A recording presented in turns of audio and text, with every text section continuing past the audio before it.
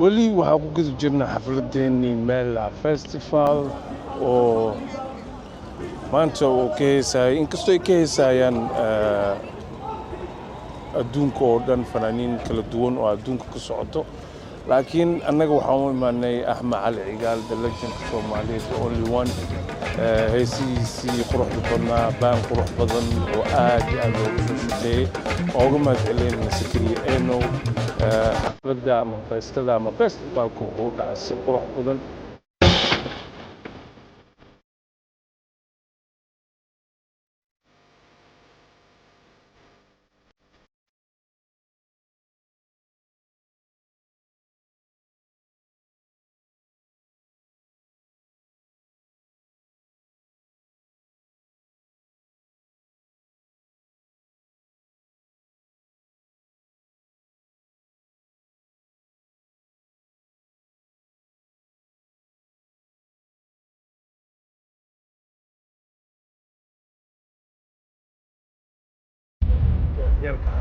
ما شاء الله هذا هو وكو سلام Soomaalidu maxay oran jirtay marka magacaaga lagu yeero ku dhalay ما شاء الله aniga heestiyo bilaabatay imaadad jeclaa heestaa waay dad hargeysa soo maray hadiyadii ugu dhigay labada eray aan ka jeclaa miidhay kartaa walwade inta ku bilaabanayso ma halkii dharaartii casariima muujiga dad hargeysa soo maray hadiyadii ugu dhigay هذا ما سنتهي أحمد علي عقال قصور ومرة قريب مشكلة درب قصور مجال قصلو رنا أنتي مدو وحنسوقين فنان للجنة وقت كهراء إنه في الماضي ما أنت وحاهل الفنانين تي أجعلين أنا قبل مكان فك كهذا عيال كهذا الصوب بحي حبوا جيسي قادة يسوي مجري جيسي تذكره الجميع أجعله وأديها هذا إنتهي مركل بعد ما كنا أركايو أنا ورا منابلس وقوة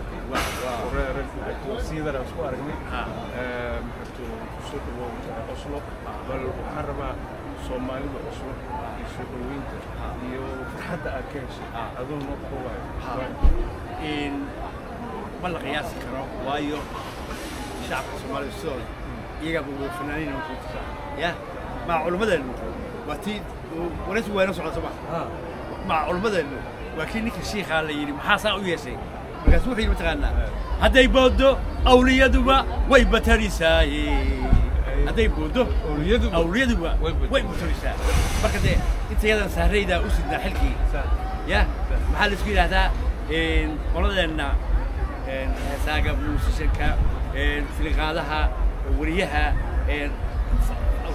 كان قعدت وحكسر ولا ما يعرف طبعا محل ولا هذا فرشحنو يا هو بالله كلمة دالي هذا هو بالله معناها بقولها يا وحوي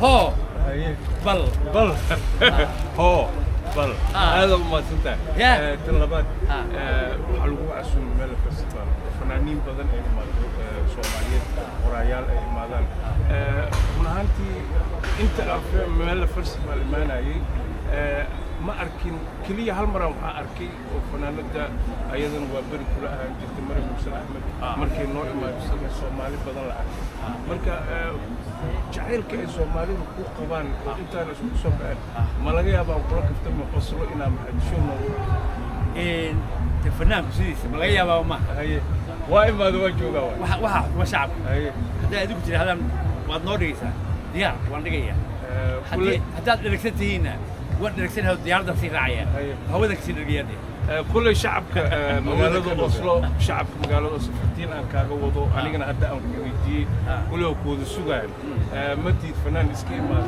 حتى أودي سومالي حتى لجنة سومالي حتى فنانين في دلق الصومالي كارن جرين مركب ما دام ما تو كا عدسنينا أنا أوجا إن بايو كمان إنا بلاد وايو عدد كسوع because waxa u jeeday hooyooyin aan inta badan ka soo bixin guriga meesha jooga markii intaas cadeen u baahan yahay warba ku siinaya marka la maarno wiil musuq caanaha iyo calooshu marka la maarmo maxaa hadda calooshu dawo waa caanaha fanaanka maxaa dawo waa shacabkiisa shacab oo ku jooga aad u maasanta marraba inaad dad kale tafiyo oo ku ahma aniga ku soo dhawo هذا سلام كريم waxaan dhabar taagan meesha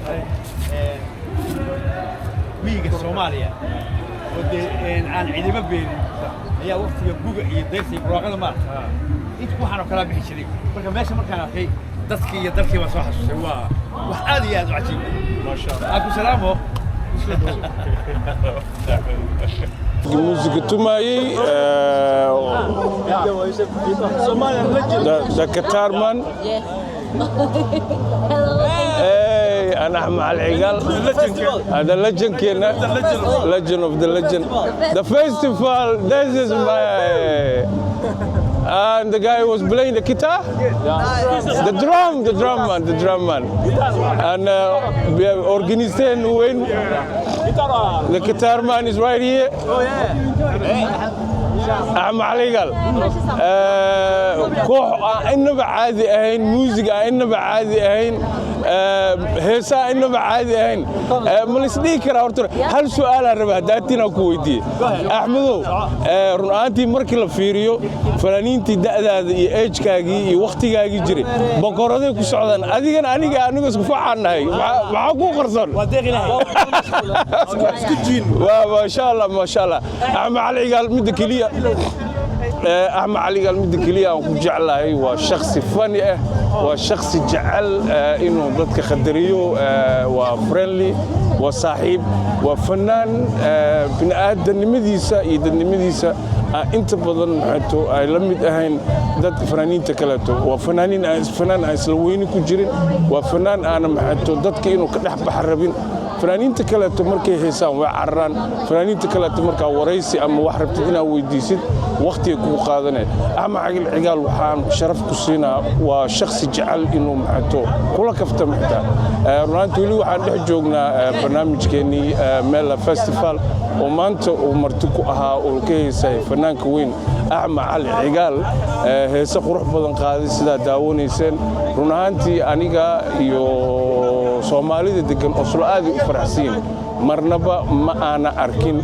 music lamida qaabka loo soo diyaariyay heesaha quruxda badan loo qaaday waxa moodaa in uu barnaamijkan uu ahaa barnaamij aad looga soo shaqeeyay waxa rabaa inaan hal ula hadlo dhalinyarada music tumays this is a Vela festival can I ask you a question go ahead let me take the microphone all right this is my YouTube so my YouTube yes I'm asking you guys had a lot of Somali singers for past years what is different about Ahmad Ali Igal? Maybe you can answer that question because this is my first year. Yes, you know he sang with his soul, and we could feel it. Right. Yes, and I love Somali music, and it was totally great. Do you know he's the legend of Somali from back in the days? Yes, of course, from the 70s, 80s, and in 90s he used the music in the wartime as a political, fight. Manifesto, yeah. So, yes.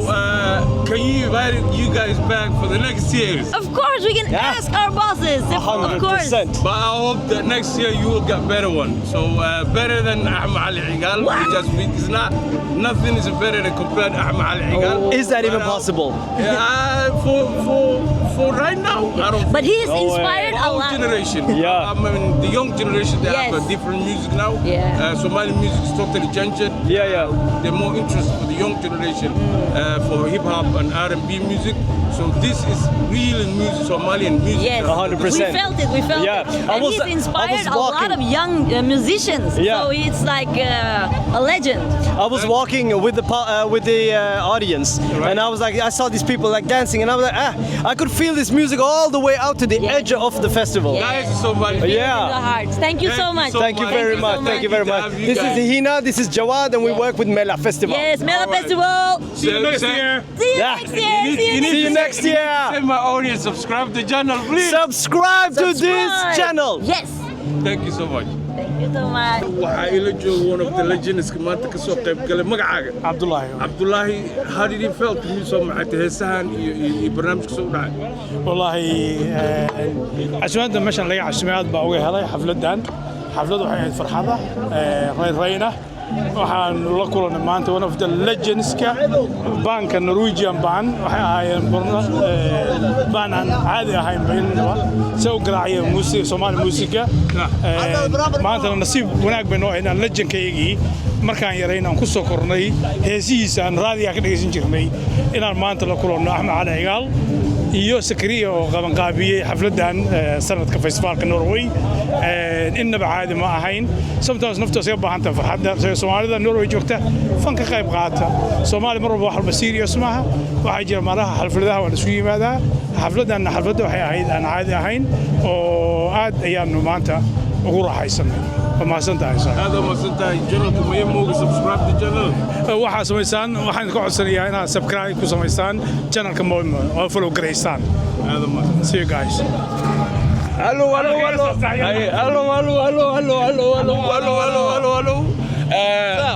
can we hold this your name Even Elias. Even welcome to Maya Mogi channel. This is mean YouTube. I'm gonna speak English because the most people is gonna watch me to understand English because they don't understand. Right, I'm of course, sorry of about that. Arian, right? Am I saying Arian? Evan. Evan. Yeah. I hope I Strange say- Norwegian name. I know Evan. Evan. You play the guitar, right? Yeah. All right. Is that first time you play for Somali music? Yeah, actually, yes. First time playing how Somali do you felt music. when you see the Somali music? It's strange. It's because music is a language. All right. It's kind of international. Okay. Everyone can speak, but it's different versions, different dialects. All right. Kind of.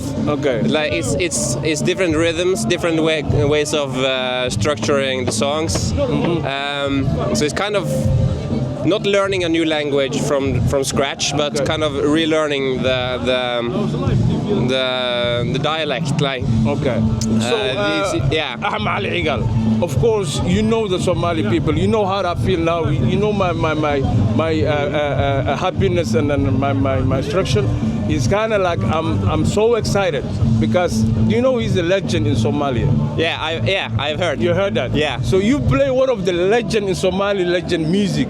How did you feel his music and his songs and his rhythm?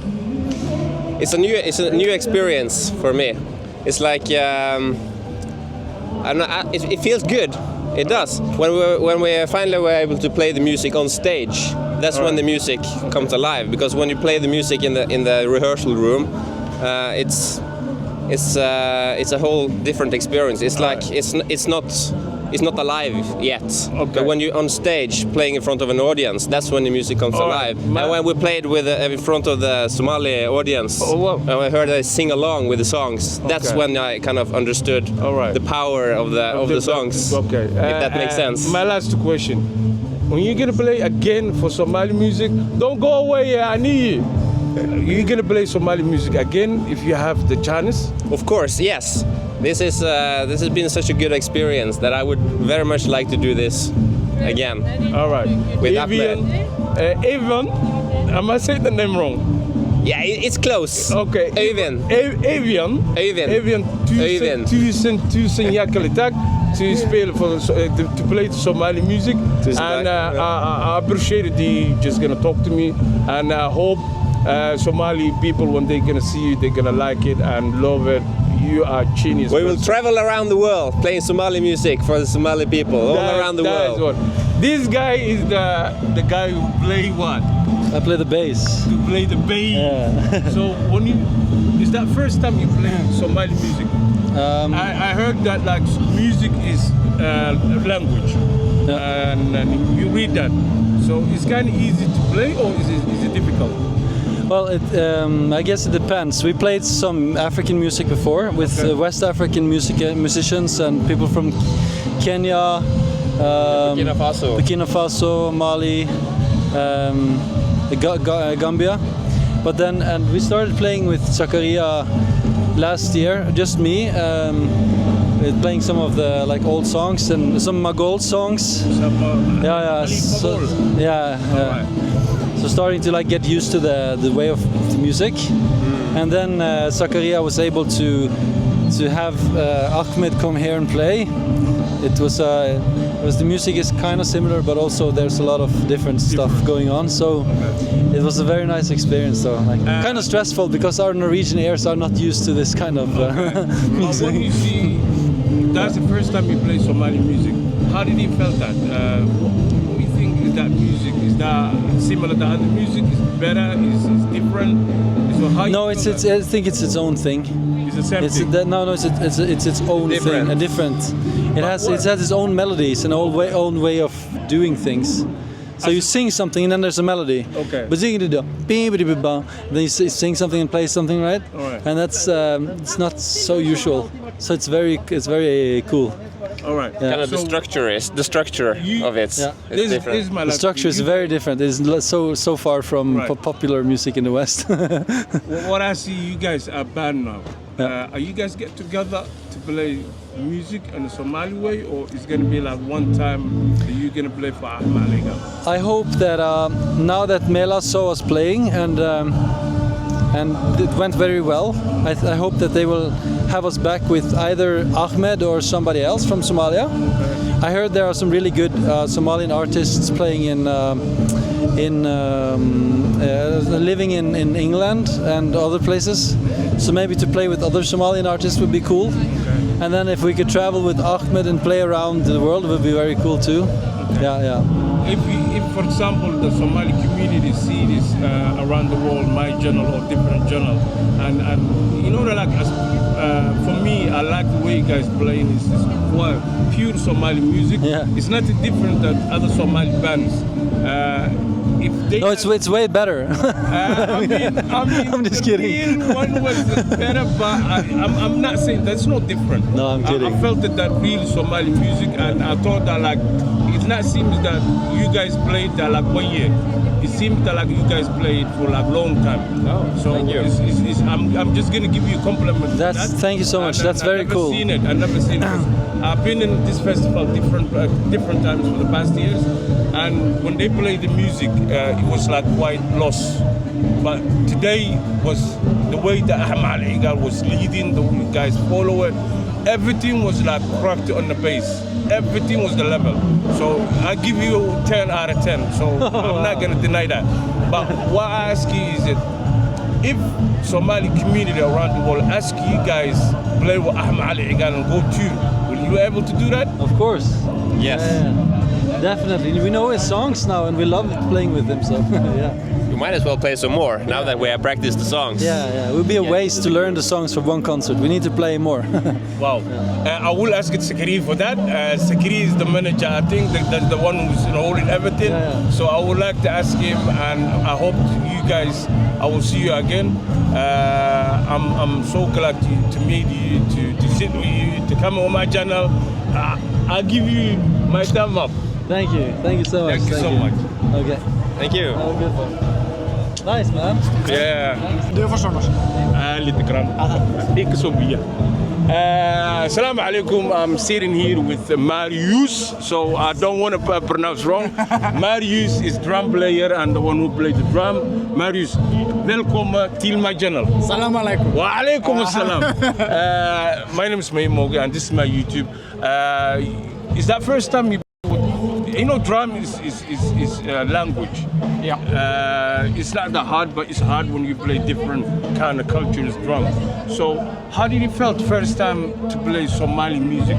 So in the beginning it was somewhat familiar because I've played a lot of African music. All right. And there's some similar, like with the claves, with the so it's like some of it's pretty same, but you know the feel is different. So it's pretty amazing to get to play with Zakaria and with Ahmed, and it's been a pleasure. So, but it's amazing to play the drums with this kind of music. It's pretty rhythmical. All right. Yeah. So when you see you play with the Somali legend, this Ahmed Ali Gal guy was a legend of the legends in Somalia, one of the most popular that music, for his music that we loved it. So how do you see it and how you felt it when you play with Ahmed Ali Gal, a man have a so high standard in the Somali community? Ahmed is his energy is so amazing. From the first time I met him, he was like, hey. He's friendly. He's very friendly. Very friendly. With his open arms, like saying hello, giving me a hug. It's pretty warm. And to also hear him sing, it was pretty amazing. So we just started this one song, and it was like, hey, so lively, and you know. And then he started to sing. It's amazing. It's amazing to play with Ahmed. All right. As a group, as a band, is that a one-time thing or is gonna be forever? We hope to be forever. All right. Yeah. I ask you the other guys same question. My last question is will you ever play again tour with the same group as Somali music, or is gonna be only this festival? We hope to play many other times. We are like in contact with several other places. Zakaria is the man who is in contact with these other places. He's the boss. He's the boss. He's the boss. So, but I'm I'm ready. All right. To play with the other guys. Thank you so much, and thank you so much. Pleasure that I listen and I see it, I'm be with it, and I'm here that I enjoy that music. And thank you so much, guys. Thank you so much. Thank you. Bye-bye. Bye. Guys, I'm still with the Mela Festival. I'm enjoying.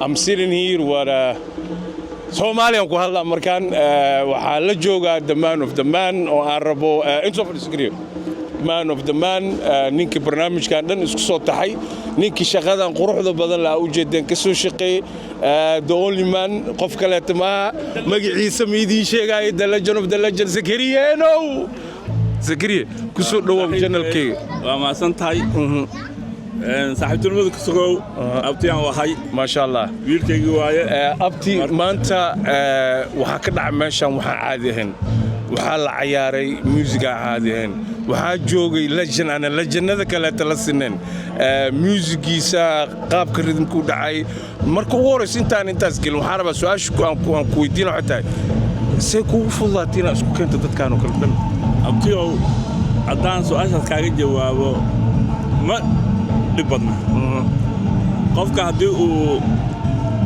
waxaa la yidhaahdaa marka qofka xisaabta baranaya ama waxyaabaha qaar baaburka sida loo koodad jira oo qofkaas hadduu koodkaas uu jabiyo waxa soo sahlanaanayso sax marka aniga ilaahay amarkiis waxa ii fudud inaan dadka la macaamiltami karo luqaddu doonaa ku hadlo waddanku doonaa u dhasho kama wada English iyo Norwegian ku fiicnahay laakiin waxaan ka wadaa dadku is fahmi karnaa mana dhibsado iyagana ima dhibsadaan aad weyn marka sidaas waxay ku dhacday wiilasha caawa meeshka ila tumay waxay ahaayeen anaa Soomaali ka ahaa qolo Norwegian way ahaayeen wiil Suudaan buu ahaa wiilka monga tumay wuxuu ahaa Brazilian marka alxamdulillah ilaahayna waa noo fududeeyay inkastoo camal musical yiraahdo waa laga fiican yahay haddana laakiin wixii aan hobbiga ahaa oo iska jeclaa ayuu ahaa ilaahayna waa noo fududeeyay si fiican oo dhacday aniga waxa igu muhiimsanayd in fanaanka iyo dadweynaha ay qancaan way qanacsanaayeen aad oo maasantahay barnaamijka quruxda badnaa oo ku soo dhamaaday legendkii Ahmed Ali Cigaal magaaladan Oslo keentay su'aasha Zakaria lagaaga fadhiyaa waxay tahay dadka inta badan waxay isweydiinayaan Cigaalo na soo gaaray fanaaniintii waa bari ee la yaqaanay khatarta aanu ku jiray ma iska baxa su'aashaas jawaabteeda waxaan u maleeyaa inay tahay inay tahay xaflad ma noo sameynaa wax fudud waa fahansanahay cigaal qolooyinkan oo hadda u casuuman yahay waxay u tahay heen doonaan ilaa berito hadduu ilaah yidhaahdo marka wixii ka dambeeya in oo annaka aan la wareegno waay haddaa u baahannahay marka cigaal haddii aan u baahanno waa cashan karnaa saan filaayo haddii uu cid ceshata waayana koley waxaan filayaa inuu iska bixi doono marka cid ceshata markaad dhahayso qof oo barnaamij u diyaariyo u baahan yahay ha at least waxaan ka wadaa haddii la yidhaahdo cigaal waa ku baahnaho noo joog af keliya ma soconaayo macnaa haddii wax cad dad wax u qaban kara ay jiraan oo magaalada dadku joogna ay xiisaynayaan axmed uu joogi karaa saan jeclahay inkastoo aan jadwalkiisa weydiinin wuxuu hadda ii sheegay inuu walaashiis oo Switzerland degan uu rabay inuu booqdo wuxuu kaloo ii sheegay in Soomaaliya aad looga sugaayay oo waliba barnaamijkan ka hor inuu tagal rabay oo uu yiri balan baan qaaday Oslo iyo Nuur inaan ka hormaraan rabaa marka balanti kama bixi karo marka taasna uu ii sheego aad buu wadankii ugu ayuu u rabay inuu tago balan qaaday iyo waxba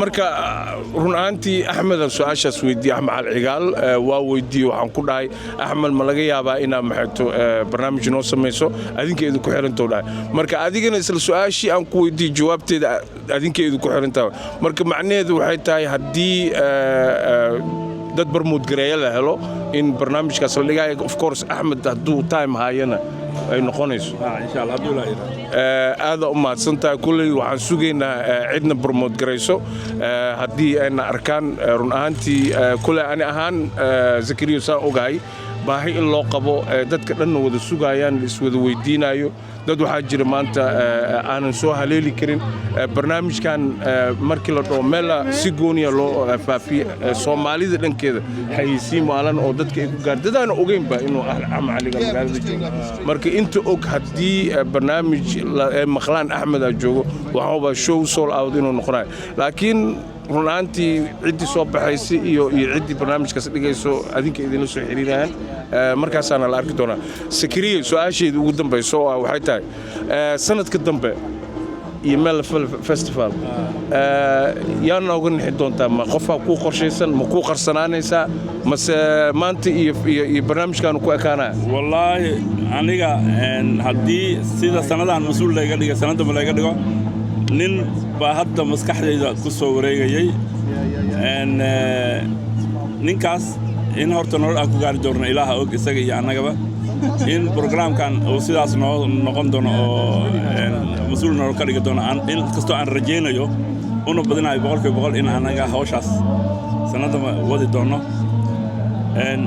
haddana ninkaas haddayn wax ka soo sokomarin nin fannaan weyn ah oo caan ah oo Soomaalidu wada jecel yihiin ayaan jeclaan lahaa inaan soo casumo ninkaasna waxaa fiicnaan lahayd inaan idiin sii qariyo run ahaantii markii aa ku bilowda nin waa iska dareema inay qarsanaan doonto koley ninkaas adinka la raaraadiya aniga waa ogahay ninkuu yahay markaan arkay siduu madaxa u luxayo nin adag waay nin adag oo culays badan wato waay marka ani waa iska sugaa adinkana suga marka Zakariya aad u mahadsan tahay aad ugu faraxsanahay maanta inaan barnaamijkan ka soo qayb galo inaan igu casuunto meel festival inuu axmed cali cigaal aan noo keentana aadan kaaga mahadcelinaya Zakariya waa mahadsan tahay marka ugu dambayso waxaan ku weydiinaa shacabka Maymoog maxaa leedahay shacabka Maymoog waxaan leeyahay waa salaamantiin dhamaantiin waan ku faraxsanahay inaan Maymooga janaalkiisa ka soo muuqdo abtiga wiilkaan wahay saaxiibkayna ah assalaamu calaykum وعليكم السلام ورحمة الله وبركاته وسي سعونينا شقدينا كجرينا أنتي مال فيستيفال ولي كل حجرنا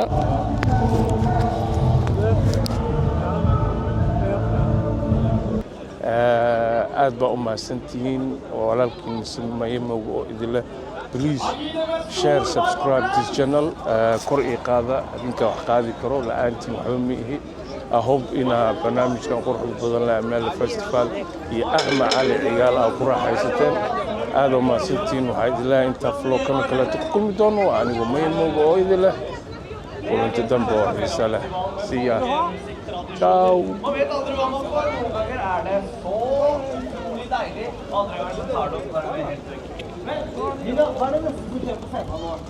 Neste som skjer, det er Thank